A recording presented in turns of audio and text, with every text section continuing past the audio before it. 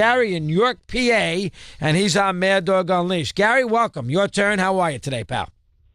Hey, Dog. How you doing, bud? I'm all right, Gary. Thank you. What's on your mind now? What do you have? Well, yesterday you said about not getting a good coach on. I was wondering if you reached out to Doug Peterson. I have not, and that's a good point. We have not reached out to Doug Peterson. He's good to the media. He's got a good voice. He comes across. What we have not called, there probably will be. He wouldn't have done it this week anyway because he's running around. He's got a lot going on. But, when everything is settled down, we can check up on. Now, listen, he is not on that level of Popovich, Belichick, Saban, Riley. Let's say he's not there, but I understand your point. I get the point. That's a good point. Go ahead. One other thing.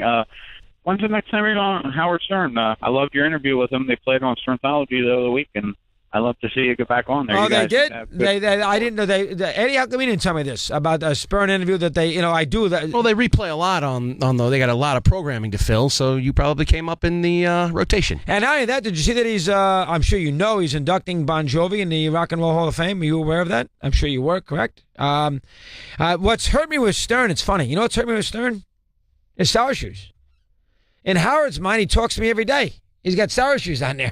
They went right to him the other day for the Super Bowl roundtable. There you go. They don't go to me. They go to Sour Shoes. It's the best thing. Here's Alex in New Jersey, and he's on Mad Dog Unleashed. Alex, welcome. How are you today? Hey, Chris. It's I listened since your very first day back when you were with the other one, and the reason that I enjoy listening to you is never found you to be too full of yourself. You never took yourself too seriously.